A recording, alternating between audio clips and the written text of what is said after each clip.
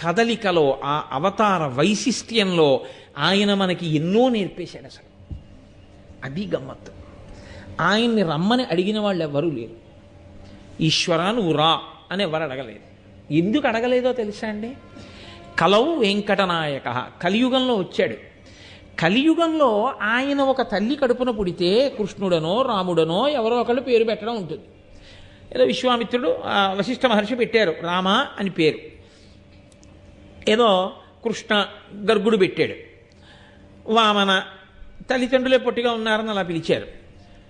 కానీ అసలు వెంకటేశ్వర ఈ పేరు ఎవరు పెట్టారు? ఏ ఋషి అన్నా పెట్టాడు ఆయనకి ఆ పేరు? లేకపోతే ఆయన ఏదో తల్లిదండ్రులకి ఒక అవతారంలా దిగి వచ్చినప్పుడు ఆయన ప్రకటనమై ఒకరికి కనపడితే మొదట ఎవరైనా ఆయనకి ఇలా నామకరణం చేశారా? ఆయనకి బాల్యము అన్న